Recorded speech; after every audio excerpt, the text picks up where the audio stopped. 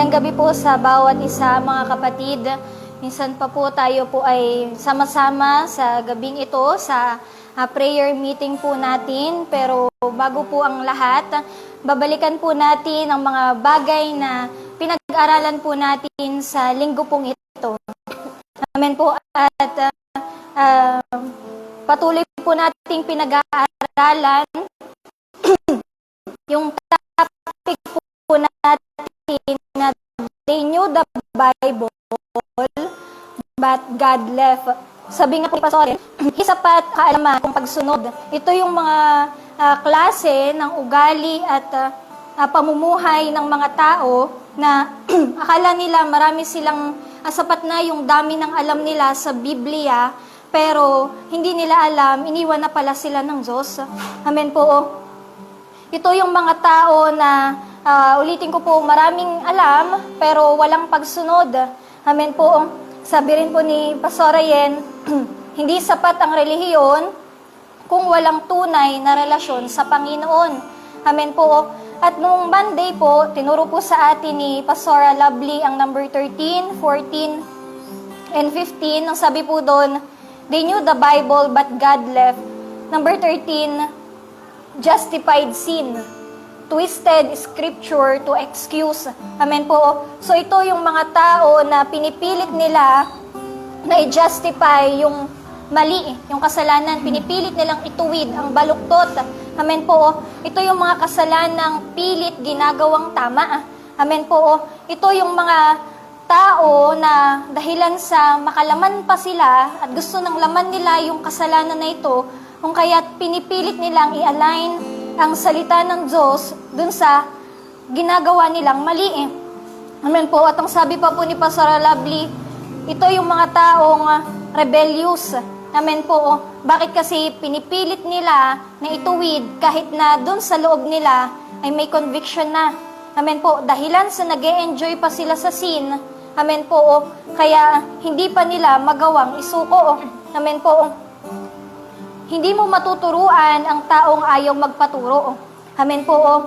At kahit na ang budhi mo na ang nagsasabi niyan na yan ay kasalanan, hindi ka makikinig. Amen po. At sabi pa po doon, maging si Satanas ay gumagamit din ng scripture.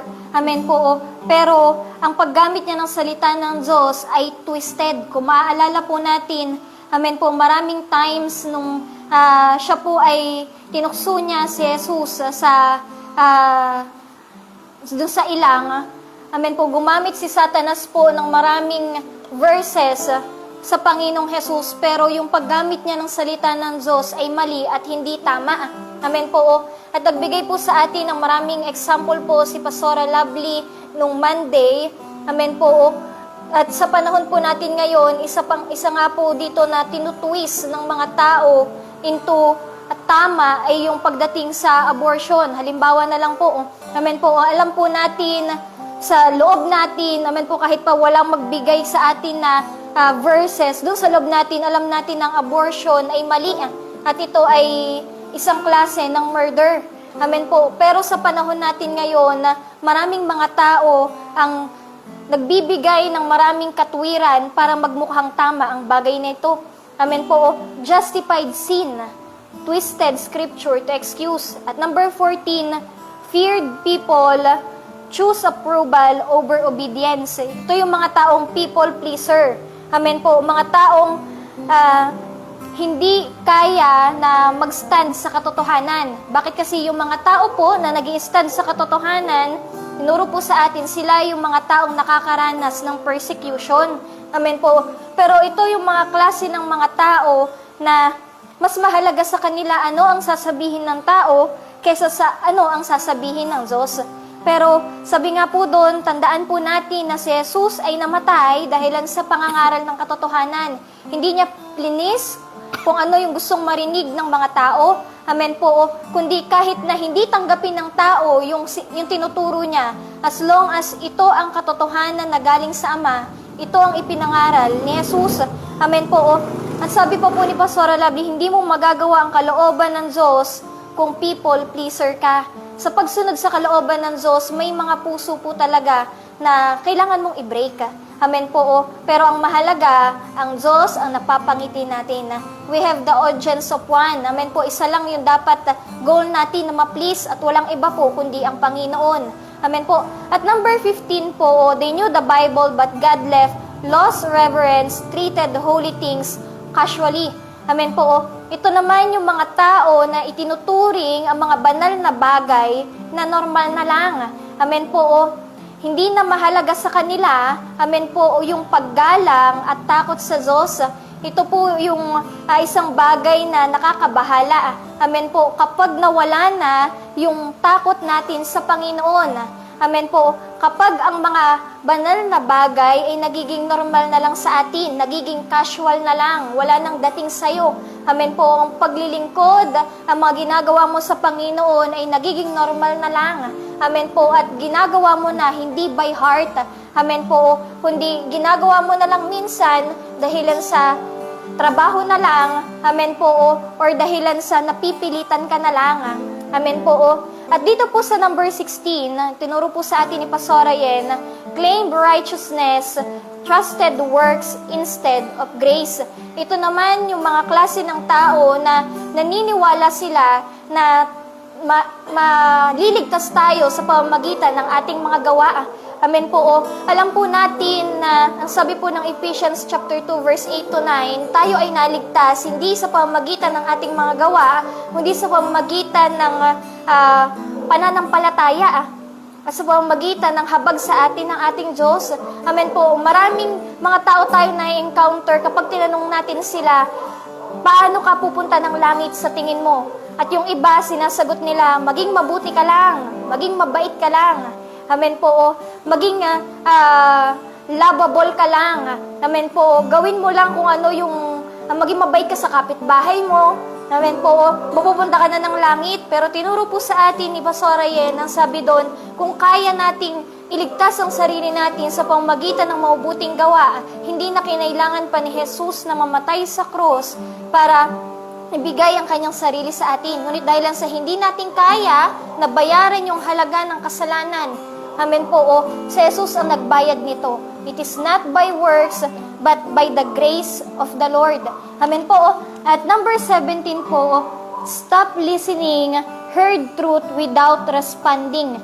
Ito naman po yung mga tao na tumigil na sila sa pakikinig. Amen po. Nalala ko po ang sabi po ng isang pastor, kapag ikaw ay tumigil na sa pakikinig, amen po, tumigil ka na din sa pagkatuto. Amen po. It is the matter of obedience and application. Maraming tao ang laging nakakapakinig ng salita ng Diyos, pero wala yung application sa buhay nila. Amen po. Ang sabi nga po ng James chapter 1 verse 22, amen po, faith without action is dead. At hinahanapan tayo ng Diyos ng pagsunod. Hindi mo lang napakinggan ang salita ng Diyos, kundi nandun yung application nakikita sa buhay natin. Amen po. Yung salita ng Diyos hindi lang lumalabas sa mga labi natin, kundi nakikita po sa buhay po natin. Amen po. At kung tayo yung mga klase ng mga taong marami ka lang alam na salita ng Diyos, pero hindi mo naman ito ginagawa, amen po, ang sabi dito, iiwanan ka ng Diyos. Amen po. At number 18 po, became proud, knowledge inflated instead of humbled. Amen po. Ito yung dumarami ang kaalaman mo, amen po, pero sa halip na ikaw ay maging humble, amen po, ikaw ay napupuno ng kayabangan. Amen po. Sabi dito, ang kaalaman na walang pag-ibig ay nagbubunga ng kayabangan. At alam po natin, ang Diyos ay galit sa mga taong mapagmataas. Dapat the more na tayo po ay nadadagdagan ng kaalaman natin sa salita ng Diyos, the more na tayo po ay nagpapakababa sa harapan po ng Panginoon. Amen po. Sabi pa po ni Pastor Ryan, ang pusong sumusunod ang mas gusto ng Diyos kesa sa isang ulo na maraming laman. Amen po, mas mahalaga sa Diyos ang humbleness at ang pagsunod kesa dun sa marami kang alam. Amen po, pero nabubuhay ka na dun sa pride at dun sa kayabangan. Amen po, binigay po sa ating example si Moises. Kilala po natin si Moises na isa sa mga great leader na tinawag ng Diyos noong unang panahon. Kaya din bilang humbled, na siya ng Diyos. Amen po. The more na si Moises po ay nagpakaba, he valued God's presence more than blessing. Mas mahalaga sa kanya ang presensya ng Diyos, hindi ang posisyon o hindi ang kahit na anumang bagay. Amen po. At dito po tayo sa number 19, tinuro po sa atin exotic C. Sabi dito, neglected love, truth spoken with love. Amen po. Maaring ikaw ay nagko-correct ka. Amen po. Nandun yung concern mo na makorek yung mali ng mga kapatid mo. Pero sabi po doon, kung wala namang pag-ibig, kung ang correction ay hindi nag-uugat sa pag-ibig, amen po, sa halip na ang tao na iko-correct mo ay mas mapabuti, mas mapaayos, at matulungan sana, hindi, mas lalo siyang mawawala, mas lalala yung kondisyon. Amen po. Kapag walang love, sa halip na maging okay ang tao, lalong hindi magiging okay. Amen po. Sabi po ni Pastora Trixie, sa halip na gumaling, lalong nagkakasakit. Kapag hindi ka driven ng pag-ibig, amen po, yung mga salita mo ay hindi nag-uugat sa pag-ibig, sa halip na maging maayos yung sitwasyon ng taong kinakausap mo, mas lalong magiging mas malala. Amen po. At mahalaga sa Panginoon na lahat ng ginagawa po natin ay ayon sa pag-ibig. Amen po. Tinuturuan po tayo ng Biblia sa 1 Corinthians chapter 13 na sabi doon, lumakad tayo sa pag-ibig. Amen po. Pero yung pag-ibig din po, ang sabi po doon ay hindi nagtotolerate ng mali. Amen po. Ang totoong nagmamahal, amen po, ay kapag nakita mong nagkakamali ang kapatid mo sa pananampalataya, kahit na alam mo na somehow masasaktan siya doon sa katotohanan na yon. Amen po. Pero kung pure ang pag-ibig mo para sa kanya, amen po, sasabihan mo siya. Amen po. Pero dapat makikita at mararamdaman yung concern. Amen po. Kasi pwede tayong mag-correct ng nagmumula sa hate. Amen po. Pero ang correction na nagmumula sa pag-ibig ay magbubunga po ng magandang bagay, ng magandang resulta. Amen po. At dito po sa number 20, raise on familiarity, assume closeness without intimacy. Amen po. Ito yung mga taong nakaasa sa alam lang nila pero wala silang tunay na relasyon sa Diyos. Amen po. Maraming mga tao ang kilala lang si Jesus pero hindi nila alam paano kumilos si Jesus. Amen po. Kilala nila by name, alam nilang may Diyos. Amen po. Pero pag dumaan sila dun sa mga pagsubok, amen po, madali nilang iwanan ng Panginoon. Bakit? Kasi hindi talaga nila alam ang nature ng Diyos. Walang malalim, walang tunay na pagkakilala sa Panginoon. Amen po. At tayo po ay hinahanapan ng Diyos ng intimacy. Amen po. Hindi lang yung may mga alam kang verses, kundi nandun yung genuine na closeness mo sa Panginoon, yung day by day, kilala mo at kinikilala mo ang Diyos. Amen po. Naalala ko po doon yung isang example po, kung di po ako nagkakamali, si Jessie Duplantis. Close siya sa Panginoong Jesus to the point na alam niya kapag nalulungkot si Jesus. Amen po. Naalala ko na kwento niya po sa isa sa mga sermon niya, may time po na attend siya ng mga meetings niya, pero dun sa loob niya, may something siyang nararamdaman na may mali, may hindi tama, mabigat. Kaya pumasok siya sa prayer room niya, kinamusta niya ang Panginoon. Tayo po kasi, sanay tayo na tayong kinakamusta. Pero na-try po ba natin itong ginawa ni Jessie Duplantis sa kamustahin ang Panginoon? Amen po. Kasi nung time na yung kinamusta niya si Jesus, at ang sabi niya, Panginoon, kung malungkot ka ngayon, hindi ako aalis hanggat sa hindi ka okay. Nagstay siya dun sa prayer room niya, kinancel niya yung mga plano niya. Amen po. At hindi siya umalis, amen po, hanggat sa hindi nagiging okay. Amen po, yung nararamdaman ng Panginoon. Amen po. Minsan kasi kapag nandun na yung closeness mo sa Diyos, amen po, ipaparamdam sa'yo ng Panginoon kung ano yung kalagayan ng heart niya, ano yung nararamdaman na paibibigay niya sa'yo, yung heart niya. Amen po. yan, hindi lang tayo nakaasa sa familiarity, amen po, hindi lang tayo nag-a-assume ng closeness, kundi may intimacy. Amen po. At sa number 21, resisted change, refuse God's new work. Amen po. Ito naman po yung mga klase ng mga tao na ayaw nila dun sa mga bagong bagay na ginagawa ng Diyos. Amen po. Madalas, mas gusto mo na yung nandun ka lang sa comfort zone mo. Amen po. At sa atin po, madalas po, isang hamon po talaga sa atin ang bagong pagbabago na dinadala ng Diyos sa buhay po natin. Pero sabi po ni Pastora Trixie, maging open ka lang sa bagong sistema na ginagawa ng Diyos. Sunod ka lang sa kung ano ang pinapagawa ng Panginoon. Amen po. Kung nasan si Jesus, doon ka. Amen po. Kasi ang Diyos ay palagi lang may ginagawang bago.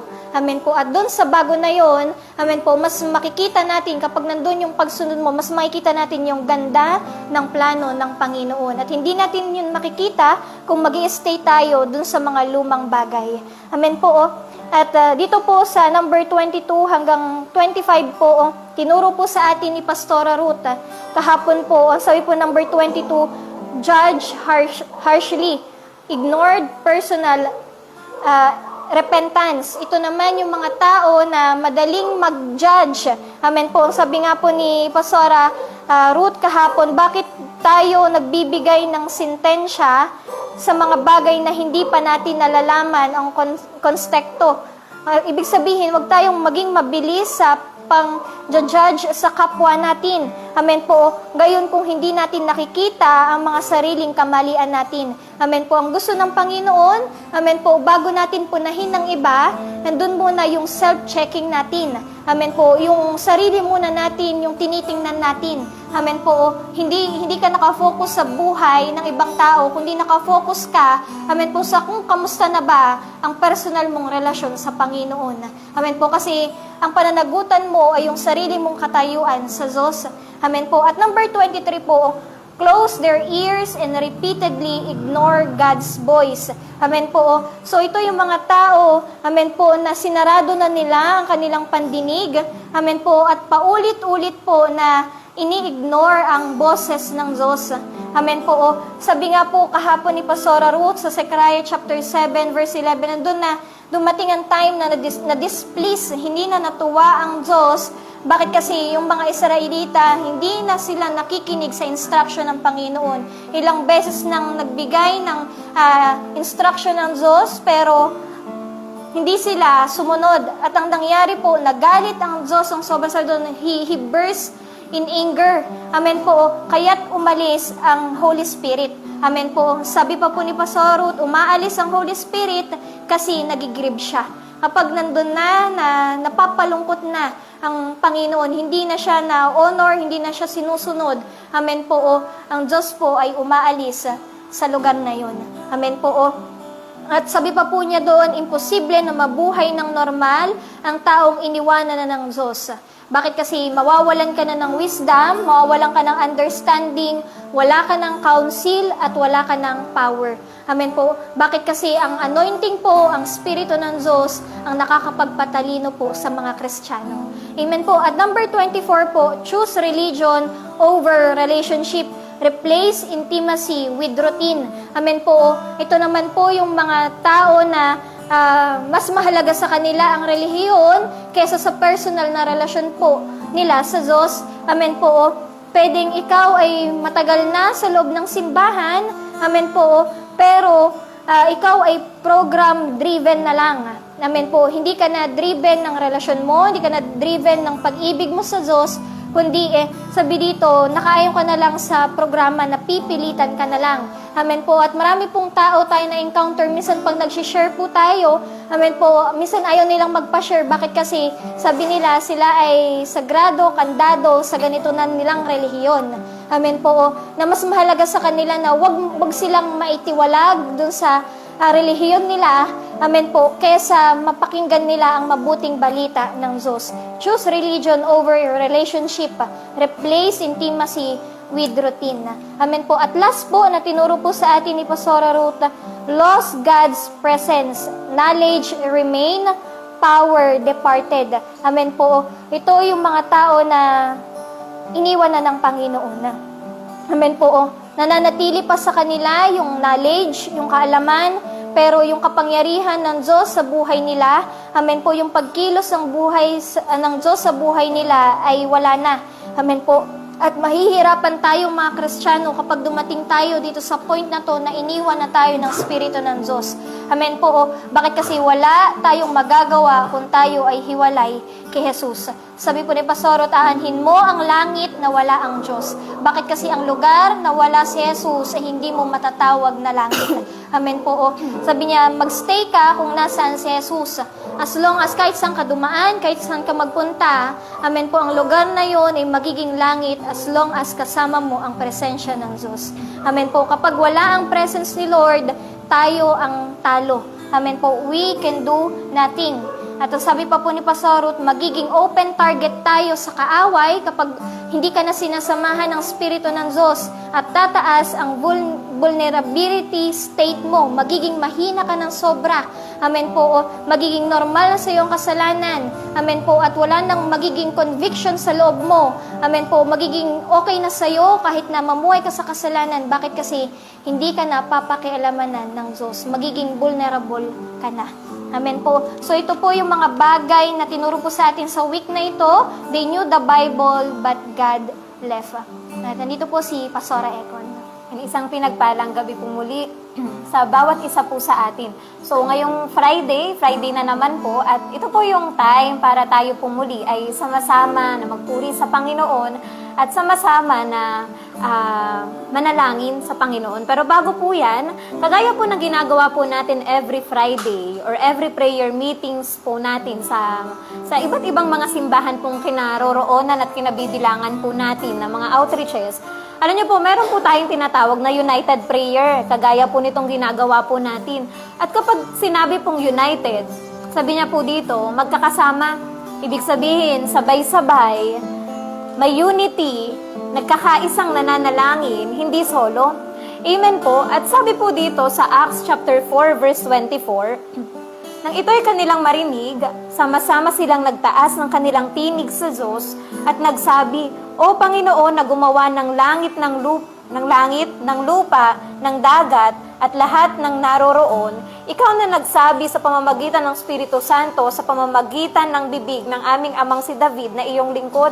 Ang sabi nga po niya dito, nung time po na ito, nanalangin yung mga kapatiran, nagpasalamat sila sa Panginoon, at sama-sama silang lumuhod sa Diyos, sama-sama silang dumulog po sa Panginoon. At sabi po dito sa Acts chapter 4 verse 31, pagkatapos nilang manalangin, nayanig ang dakong pinagtitipunan nila at silang lahat ay napuno ng Espiritu Santo at kanilang ipinahayag na may katapangan ang salita ng Diyos. Kagaya po nito, ang sinasabi po dito, the moment na sila po ay nanalangin, sabi niya po, nayanig yung dakong pinagtitipunan ng mga anak ng Diyos, ng mga lingkod ng Diyos. Ganon ka-powerful yung prayer. Kaya nga po, ang palaging sinasabi at itunuturo po sa atin ng ating mga pastor, mahalaga ang pananalangin, lalo na kung tayo po ay sama-samang nananalangin. Sabi nga po niya dito, prayer is powerful. Lalo na when we pray together in one accord. Kapag sinabing one accord, ibig sabihin may pagkakaisa, may union. Ibig sabihin may unity. Amen po, hindi ka solo. Ibig sabihin, lahat ng bigatin ay hindi ikaw lang yung bumubuhat. Ibig sabihin, dahilan sa united ito, ibig sabihin, kabuuan ng simbahan, yung mga tao na kasama mong nananalangin, sabi nga sama-sama. Amen po, sabi nga niya dito, we pray together in one accord. Sabi nga, there's something special pag ang anak ng Diyos ay nag-pray in one heart and in one spirit. Kaya nga, kapag may prayer meeting sa church, maganda na daluhan natin, maganda na puntahan po natin. At ito po, hindi lang every Friday ang prayer meeting. At hindi lang every Friday ang united prayer. Ibig sabihin, sabi nga po, every day may prayer sa simbahan. Maganda na ang bawat isa po sa atin ay hindi lang Sabi nga po, hindi lang nakatuon dun sa sarili mo lang na panalangin, kundi maganda pa rin na you pray together, we pray together in one accord. Ang sabi nga po niya dito, maganda na may personal kang prayer.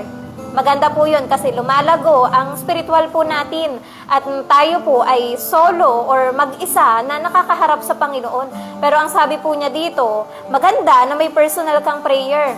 Pero iba pa rin kapag kasama mo ang kapwa mo mananampalataya na nananalangin.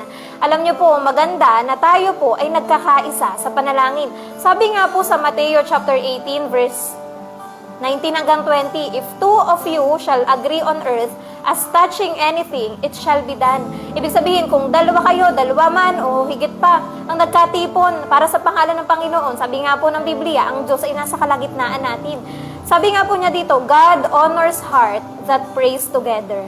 Amen po. Kagaya po ng palagi nating naririnig na quotation, sabi niya, the family that prays together stays together. Amen po. We are family in Christ. Ang prayer mo ay prayer ng lahat. Kaya nga po, we should be in one accord. Kagaya po nito, meron po tayong mga prayer request. Amen po. Kapag tayo may pinagdadaanan, pag merong may sakit sa family natin na kailangang ipanalangin, ano po yung ginagawa nating mga Kristiyano? Magchat-chat tayo sa mga pastor natin, sa mga kasamahan nating mananampalataya. At sinasabi natin sa kanila na, Pastor, pakisama naman po sa panalangin yung kamag-anak ko na may sakit. At alam niyo po, ang kagandahan ng ikaw ay may simbahang kinabibilangan. Merong mga tao na pwede mong sabihan na ipanalangin yung bagay na ito. At kapag mas marami ang mananalangin, sabi nga po, mas marami ang bubuhat, mas marami ang manganganak sa panalangin. Amen po. Kaya nga, sabi nga niya dito, chains are broken when we believers pray together. Ito po ang lamang natin sa iba. We pray together, we overcome together. Amen po, sa Bible, pag may isang kapatiran na nabilanggo, kagaya po nila Pablo, kapag isa man sa kanila ay mabilanggo, ang first resort po nila ay pumunta sa mga kapatiran, yung mga magkakapatiran, yung magkakasama sa pananampalataya. Ang una po nilang gagawin, manalangin. Titipunin nila ang bawat isa, ang bawat kapatiran, ng mga believers, at sila po ay sama-samang manalangin. Ito po ang kahalagahan ng tayo po ay may united prayer. Sabi po dito sa Psalms chapter 133 verse 1, Behold, how good and how pleasant it is for brethren to dwell together in unity. Ayan, sige po tayo pong lahat ay magpuri sa Panginoon. Sabihin po natin sa ating Diyos, sa piling mo, ako'y nauuhaw.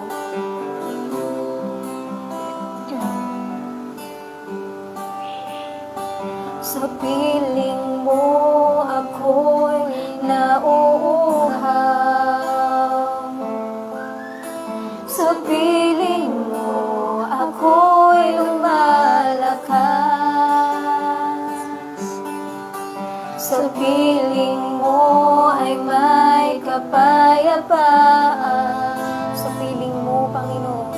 Sa piling mo ay may kapangyarihan. Minsan pa, sa piling mo, ako'y nauuhaw. Sa piling mo, ako'y nauuhaw. Sa piling mo, ako'y lumalakas. Sa piling mo ay may kapayapaan. Sa piling mo ay may kapangyarihan. Sa piling mo nakakaya ang lahat. Anuman ang problema, anuman ang daanan, sa piling mo nakakaya ang lahat.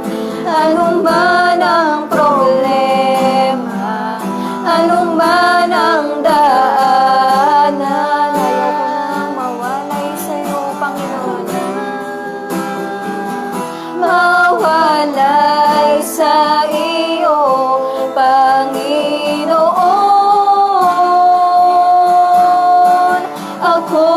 yakapin mo, ikaw lamang ang aking kalakasan. Ikaw lamang ang aking kagalakan. Ayaw ko nang mawalay sa iyo, Panginoon. Ako'y yakapin mo, ikaw lamang ang aking kalakasan. Ikaw lamang ang aking kagalakan. Di ko kayang mabuhay nang wala sa piling mo,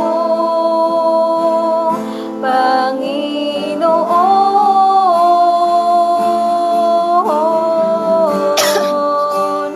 Ikaw ang buhay ko, di ko kayang mabuhay nang wala sa piling mo, Panginoon.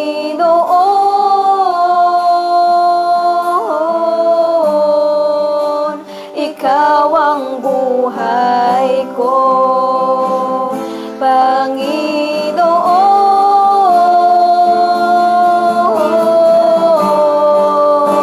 Ikaw ang buhay ko. Sige po, magbangkit tayo ng salamat, pagpupuri sa ating Panginoon.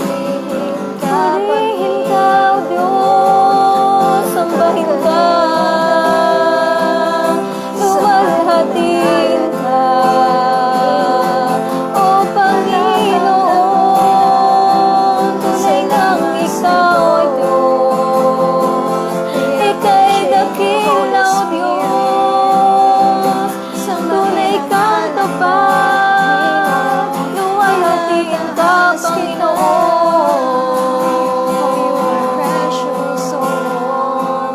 Oh, hallelujah.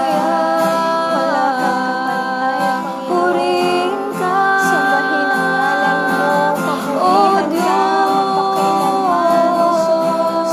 Marapat na ikaw ay sambahin. Hallelujah.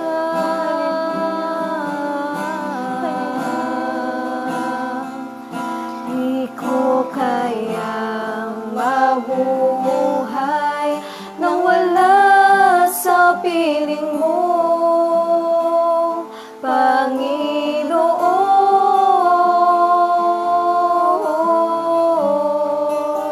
Ikaw ang buhay ko, Panginoon. Ikaw ang buhay ko. Tunay nga, Panginoon, na wala kaming magagawa kung kami ay hiwalay sa iyo, O Diyos. Kami ay nilikha mong malapit sa iyo, Panginoon, at mabubuhay lamang kami malibang nakadikit kami sa presensya mo, Panginoon. Lord, ikaw ang kayamanan ng bawat isa sa amin, Panginoon. At ang buhay na to ay hindi matatawag na buhay kung kami ay malayo sa iyo, Panginoon. Lord, patuloy na hayaan mo na mas mapalapit pa kami sa iyo sa bawat araw ng buhay namin, sa bawat paglilingkod namin, Panginoon. Lord, mas makilala ka pa namin, O Diyos, mas mahalin ka pa namin, O Diyos, at mas madikit pa kami sa iyo, Panginoon. Lord, patuloy na sa mga oras na to, nagkakaisa kami sa panalangin at patuloy na idinudulog sa iyo, O Diyos, ang gawain mo dito sa Rema Evangelistic Church International. Panginoon, Lord, binigyan mo kami ng mission and vision, Panginoon, to plant praying churches in every town and every provinces, Panginoon. Kaya Lord, patuloy na kiniklaim namin, hindi lang ang Luzon, maging ang Visayas at Mindanao ay matatayuan ng gawain mo. Ang sabi mo sa iyong salita, occupy till you come, Panginoon. Hanggat sa hindi ka pa dumarating, Panginoon, ang anihin ay marami. O Diyos, ang lupain ay kailangang i-conquer. Iwin ng mga tao palapit sa iyo, Panginoon. Kaya Lord, dalhin mo mga panyapak namin sa mga lugar na kalooban mo, Panginoon, na matayuan ang gawain mo at hayaan mo ang rema. Panginoon, ang bawat isa na naririto, mga buhay namin ay maging asin at ilaw. Panginoon, sa mga lugar na kinalalagyan namin at sa mga lugar na pagdadalhan mo sa amin, O Diyos. Lord, patuloy na salamat sa paglawak, patuloy na paglawak ng gawain mo, Panginoon. Patuloy na sinusuway namin, binabagsak namin kayo ng mga demonyo na pumipigil sa pagtatayo ng mga simbahan. Winawasak namin kayo sa pangalan ni Jesus. Kayo ng mga strongholds na nagbibigay ng mga problema. Kayo ng mga nagbibigay ng mga aberya upang ang mga simbahan ay hindi mabuksan, upang magsara ang gawain ng Diyos. Hindi namin kayo pinapayagan. Lumayas kayo sa gawain ng Panginoon sa pangalan ni Jesus. Huwag niyong papakialamanan ng rema, huwag niyong papakialamanan ang gawain ng Panginoon sa pangalan ni Jesus. Sa pangalan ni Jesus, Lord, mangyari ang kalooban mo, Panginoon. Katulad ng kung paanong nangyayari ang kalooban mo dyan sa langit, O Diyos. At naniniwala kami, Panginoon, kalooban mo na ang bawat mga bayan ay matayuan ng gawain mo, O Diyos. Kalooban mo ng mga tao ay mailapit sa iyo, Panginoon. Kaya Lord, sa bansang ito, patuloy na dinideklara namin ang pagka-Panginoon at pagkahari mo, Jesus. Mapalad, Panginoon, ng bayan na ikaw ang Diyos at Panginoon. Hindi, O Diyos, sa kabuuan ng organization and leadership, Panginoon ng Rema, ikaw ang patuloy na kumilos, anumang nakikita mo ng mga problema, ikaw ang ulo ng simbahang ito, Panginoon, ikaw ang magsaayos ng lahat ng bagay, Panginoon. Patuloy na nire-rebuke namin, sinusuway namin ang anumang dibisyon, pagkakabahagi, pagkakampi-kampi sa pangalan ni Jesus, kayo ng mga demonyong kumikilos pa ilalim, upang pilayin ang simbahan. Hindi namin kayo pinapahintulutan sa pangalan ni Jesus. Kayo na nagkukos ng away, gulo, problema, ay winawasak namin sa pangalan ni Jesus. Kayo ng mga Jezebel and Absalom spirit, we rebuke you in Jesus' name. Iwanan nyo ang gawain, iwanan nyo ang organisasyon, iwanan nyo ang mga leaders namin sa pangalan ni Jesus. Maging kayo ng mga spirito ng pride sa pangalan ni Jesus. Kayo ng mga rebellion spirit, ay winawasak namin sa pangalan ni Jesus. Kayo ng mga deceiving spirit, ay nire-rebuke namin, winawasak namin sa pangalan ni Jesus. Sa pangalan ni Jesus. Panginoon, hayaan mo, O Diyos, na patuloy na makita sa bawat sa amin ng prutas ng Espiritu, yung love, joy, peace, gentleness, kindness, faithfulness, goodness, and self-control, Panginoon. Turuan mo ang bawat isa na lumakad sa pag-ibig, Panginoon. Kumilos kami in one spirit and one accord, Panginoon, sa isang mission and vision na ibinigay mo sa bawat isa sa amin, Panginoon. Bigyan mo pa ng wisdom, knowledge, Panginoon, at dagdagan ng anointing ng mga pastor namin, simula sa aming presidente at senior pastor, kay Pastor Boy, Panginoon, sa mga board of members, sa mga district pastors, sa lahat ng mga pastor, Panginoon, dito sa Rema. Ikaw ang magbigay, Panginoon, ng anointing, O Diyos, sa mga decision makings, Panginoon, na kailangan gawin, Panginoon, at hayaan mo na ipahayag mo ang kalooban mo, gawin mo sensitibo ang bawat isa sa boses at sa kalooban mo, Panginoon. Gayun din sa buhay ng aming senior pastor, tinataas namin siya sa iyo, Panginoon. Salamat sa buhay ng aming Pastor Boy, pinagpapala namin siya sa lahat ng aspeto ng kanyang buhay, Panginoon. Nabuwi ka kami sa kanya ng kumpletong kagalingan mula ulo hanggang talampakan. At sinusuway namin na namang sakit, karamdaman, sa pangalan ni Jesus. Kayo na nagbibigay sa kanya ng sakit, kayo nagpapahirap sa kanya, sinusuway namin sa pangalan ni Jesus. Kung iwanan niyo ang pastor namin, ang katawan niya, itinubos na ng Panginoon. Ito'y binili ng Diyos sa napakalaking halaga, kaya't hindi mo siya pwedeng pakialamanan sa pangalan ni Jesus. Ang buhay ng pastor namin, ang kanyang katawan, ay templo ng Panginoon. Kaya't hindi mo siya pwedeng panahanan, kundi ang banal mong spirito lamang, O Diyos, ang patuloy na manirahan sa aming pastor, Panginoon. Lord, winiwika namin na mag-function ng maayos ang kanyang mga internal organs, mag-normal ang kanyang mga vital signs, Panginoon, at matunaw ang lahat ng uri ng sakit sa pangalan ni Jesus. Saguwi ka kami sa kanya na maayos sa kalusugan, mahabang buhay, malakas sa pangatawan, Panginoon, patatagin, Palakasin mo siya palagi sa pamagitan ng Espiritu mong nananahan sa kanya. O Diyos, palakasin mo ang kanyang mga balikat sa pagbasa ng krus pinagkatiwala mo sa kanya. Pagpalain mo lahat ng hawakan ng kanyang mga kamay. Ingatan mo, Panginoon, ang kanyang pamilya, mga kasama niya sa bahay, gayon din ang kanyang mga alaga at lahat ng mahalaga sa kanya. Ay pag-ingatan mo, Panginoon. Salamat sa marami pang ministeryo, Panginoon, mga simbahan na mabubuksan, ay pagkakatiwala mo sa pastor namin, Panginoon. Salamat, Lord, at gayon din, O Diyos, sa prayer request ng bawat isa na naririto. Ikaw na siya nakakaalam, Panginoon, ng mga daing, mga bulong, mga panalangin ng puso ng bawat isa. Ikaw ang siyang tumugon ng lahat ng ito, Panginoon. Alam namin, sa unang araw pa lang na kami ay dumulog sa iyo, ang mga panalangin namin ay sinagot mo na, Panginoon. Kaya Lord, salamat, O Diyos, sa gabing ito, Panginoon. Salamat sa katagumpayan, salamat sa pagdinig, Panginoon, sa mga panalangin namin. Na-appreciate ka namin, Panginoon, sa pangalan ni Jesus. Amen. So, Ama, sa pangalan ni Jesus, patuloy din namin na idinudulog sa iyo ang bansang Pilipinas at ang gobyerno nito, Panginoon. Yes, Lord. Diyos, alam namin na ikaw ay nakikinig sa panalangin ng iyong mga anak, Panginoon. Yes, Lord, dinggin mo ang panalangin namin para sa bansang ito. Lord, dalangin namin ang kaayusan, Panginoon, at patuloy na sinusuway namin kayo na mga rulers of darkness sa bansang Jesus' ito. name. Mga principalities, Winawasak sa pangalan ni namin Jesus sa ay pangalan winawasak ni namin. Jesus. Ang anumang pangingialam mo, pagbibigay ng Winawasak anumang namin sakit kayo at sa karamdaman pangalan sa ni bansang Jesus. Pilipinas, sa mga mamamayan nito ay sinusuway In namin Jesus' name. sa pangalan ni Jesus. In Ikaw na Jesus' demonyo name. ng kahirapan at korupsyon ay winawasak namin sa pangalan ni Jesus. Sa pangalan ni Jesus, Panginoon, patuloy na dalangin namin na lumaganap ang salita mo Yes, sa kabuuan ng bansang Pilipinas, Panginoon. Lord, dalangin namin na maabot ng salita mo, Panginoon, yung mga tao na hindi pa nakakarinig. Yes, Panginoon, yung mga tao na wala pang alam sa salita mo at mga tao na hindi pa ligtas, O Diyos. Yes, Lord. Panginoon, gamitin mo ang mga lingkod mo, ang mga Kristiyano sa kabuuan ng bansang Pilipinas, Panginoon, para kumalat at malaman ng mga tao na Ikaw ang Diyos, Panginoon.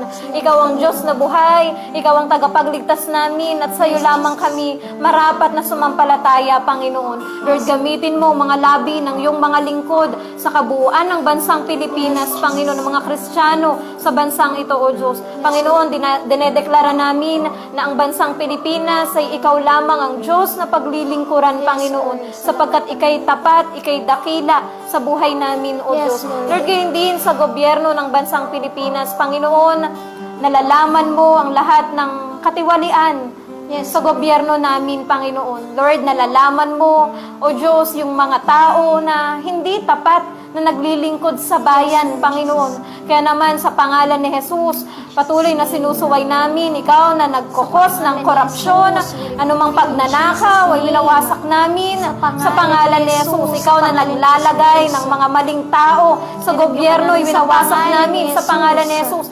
Nagbibigay sa bawat officials ng katigasan ng puso, In Jesus' kawalan ng name. awa sa pangalan ni Jesus ay winawasak pangalan ni namin. Jesus. In the mighty name of Jesus. Sa pangalan ni Panginoon, patuloy na nagpapakawala kami sa gobyerno ng bansang ito, ng kaayusan, ng katapatan sa paglilingkod sa bayan. Panginoon, sa mga tao, at higit sa lahat ang paglilingkod sa iyo, O Diyos. Yes, Lord. Panginoon, palitan mo yung mga leaders, yung mga government officials, Panginoon, na Yes, Lord. walang takot sa iyo, mga magnanakaw, Panginoon, mga tao na gumagawa ng katiwalian, alisin mo sila sa posisyon Yes, Lord. at palitan mo, Panginoon, ng mga tao na karapat-dapat, Panginoon, at mga tao na marunong makinig sa iyo, O Diyos. Yes, Lord. Panginoon, gayon din sa aming presidente, mula sa pinakamataas na opisyal hanggang sa pinakamababang opisyal, Panginoon, mula sa national government hanggang sa local government, Panginoon, patuloy, O Diyos, na makialam ka, malaya kang makialam, Panginoon, at Lord, bigyan mo ng wisdom ang mga tao, ang mga officials na gumagawa ng batas, nang sa gayon, Panginoon, gumawa sila ng batas na naaayon doon sa kalooban mo, at mga batas, Panginoon, na nakaayon, Panginoon, sa ikaayos at ikagaganda, Panginoon, at ikaka-survive ng bansang Pilipinas, Yes, Panginoon. Salamat, O Diyos, sa mga leaders na karapat-dapat, Panginoon. Lord, gayon din, gawin mong matalino ang bawat isa sa amin sa paghahalal ng mga tao, Yes, Panginoon, Lord na karapat-dapat sa posisyon, O Diyos. Gayon din naman, Panginoon, patuloy na pinagkakatiwalaan din namin sa iyo, O Diyos, ang financial na estado ng kabuuan ng Rema Evangelistic Yes, Lord Church, Panginoon. Lord, naniniwala kami na Ikaw ang aming pastol. Kailan may hindi kami magkukulang, Yes, Panginoon. Lord. At sabi mo sa iyong salita, God is able to make all grace abound to us, Panginoon. Yes, Lord. Kaya naman, Panginoon, tinataas namin sa iyo ang financial na kalagayan ng kabuuan ng Rema Evangelistic Church, Panginoon. Yes, Lord, salamat sa pagpapala mo. At sa pangalan ni Jesus, sinusuway namin. Ikaw na demonyo na nagnanakaw sa pangalan ni finances ng Jesus. simbahan. Winawasak Namin namin sa kayo sa pangalan ni pangalan ni Jesus. Jesus. Inuutusan ka namin na Jesus' ibalik name. ang anumang ninakaw mo sa amin at sa simbahan pangalan ni ito sa Jesus. pangalan ni Sa Jesus. pangalan ni Sa Jesus. pangalan ni Jesus. Bitawan mo mga tao na patuloy na tumutulong at sumusuporta sa gawain ng Diyos. Sa pangalan ni Jesus. Panginoon, patuloy na nagdedeklara kami ng financial breakthrough Yes, sa Lord. kabuuan Salamat, ng simbahan, Panginoon. Lord, salamat sa mga pambayad sa mga renta, Yes, pambayad Lord. sa mga bills ng simbahan. Salamat, O Diyos, sa mga personal allowances and Yes, Lord. food allowances, Panginoon, ng mga manggagawa mo, Yes, maging ng mga pastor namin, O Diyos. Salamat, Panginoon, sa provision mo. Ngayon pa lang, Panginoon, pagpalain mo ng mga tao na patuloy na tumutulong at sumusuporta sa Yes, gawain Lord. mo. Pagpalain mo ang kanilang mga hanap buhay at ang anumang hawakan ng kanilang mga kamay, O Diyos, ay Yes, pagpalain mo, Panginoon. Nang sa gayon, Panginoon, may magamit pa sila sa pagkakawang gawa sa iyong ubasan, Panginoon. Yes, Gayun din, O Lord, salamat sa mga faithful na mga tithers and Yes, givers, Lord. Panginoon. Salamat, Panginoon, sa mga miyembro na may kalidad, O Diyos. Yes, Lord. Gayun din naman, Panginoon, patuloy na tinataas din namin sa iyo, Panginoon, ng mga workers, Yes, ang mga Lord. kasamahan naming manggagawa, Panginoon.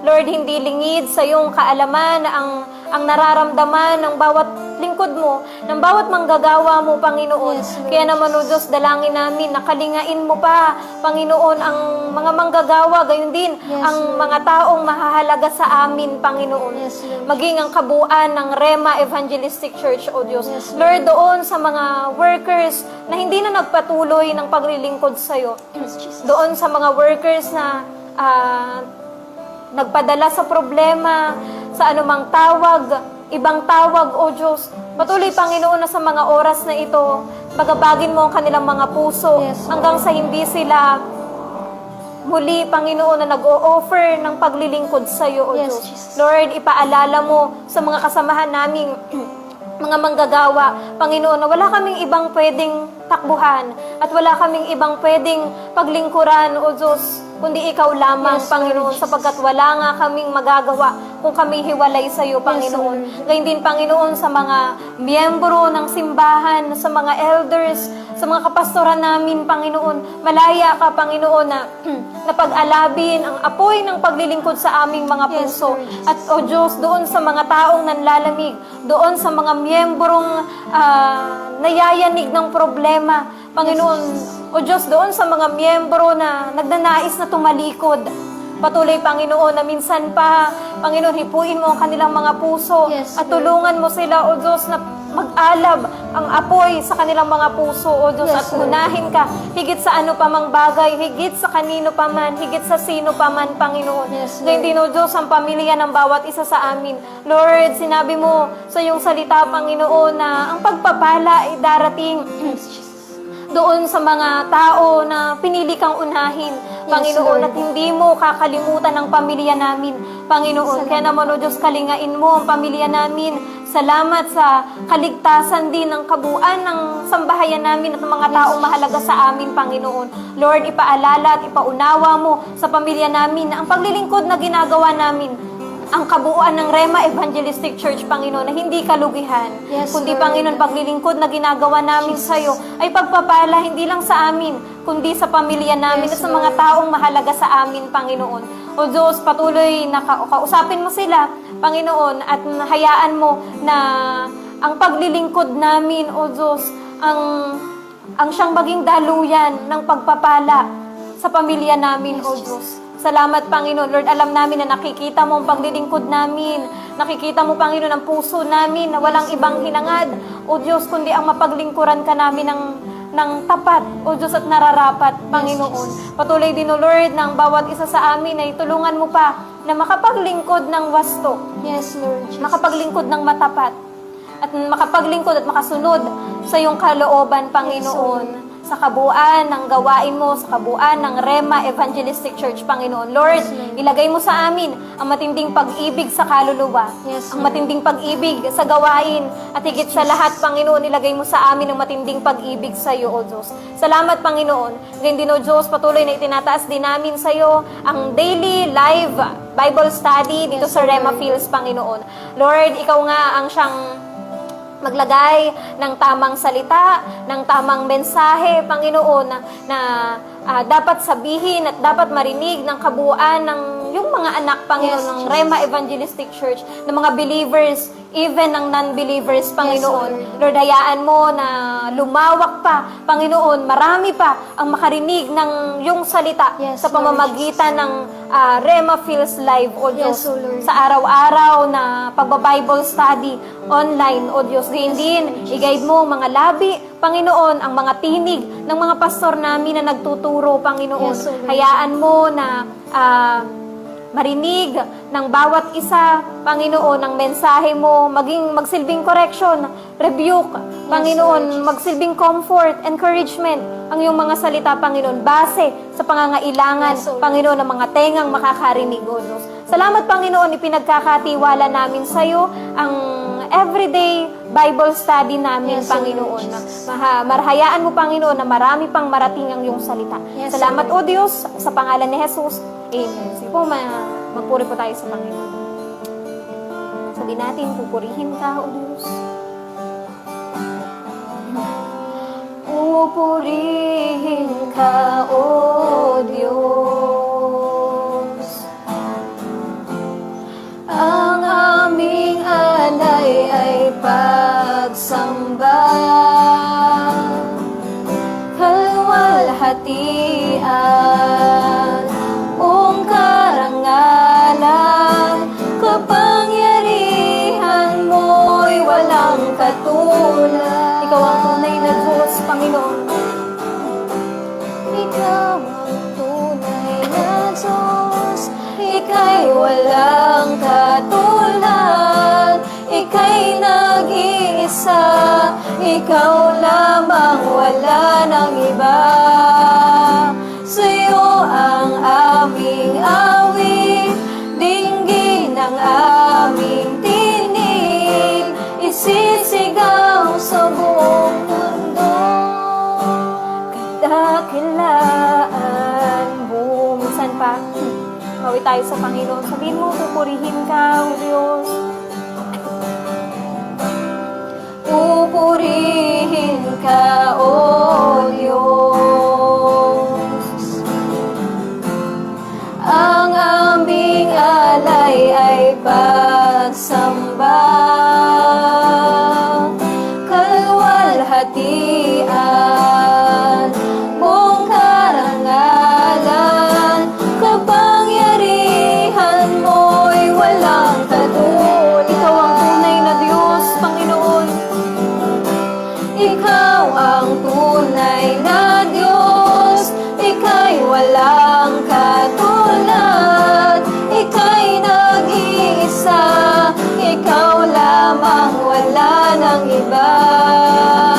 Sa'yo ang aming awit, dinggin ang aming tinig, isisigaw sa buong mundo. Ikaw ang tunay na Diyos, ika'y walang katulad, ika'y nag-iisa, ikaw lamang, wala nang iba. Sa'yo ang aming awit, dinggin ang aming tinig, isisigaw sa buong mundo.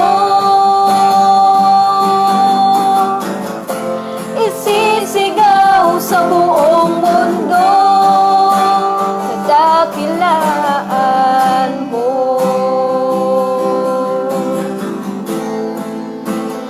Kapangyarihan mo, O Diyos, kadakilaan mo. Tunay nga nga, Panginoon, na napakadakila mo sa buhay namin. Ikaw nga ang aming tunay na Diyos. Ika'y tapat, ika'y dakila, Panginoon. Lord, salamat sa pagkakataon na makadulog sa iyong harapan. Salamat, Panginoon, sa pagkakataon na makalapit sa iyo, Panginoon. Alam namin na tinanggap mo ang aming pagpupuri dahil ang iyong presensya, ang siyang katibayan na kami ay sinasamahan mo, Panginoon. At Lord God, gayon din, kiniklaim namin ang katugunan ng lahat ng panalangin namin sapagkat alam namin na hindi babalik sa iyong salita, ang iyong pangako, Panginoon, na walang nangyari. Kaya naman, Panginoon, hayaan mo na ngayon pa lang, maging mapagpasalamat na kami, Panginoon. Dahilan sa ang panalangin namin, una pa lang kaming dumulog sa iyo, Panginoon, ito ay tinugon mo na, O Diyos. Salamat, Panginoon, sa iyo ang kapurihan, sa pangalan ni Jesus. Amen. And good evening po sa bawat isa. God bless po. God bless po.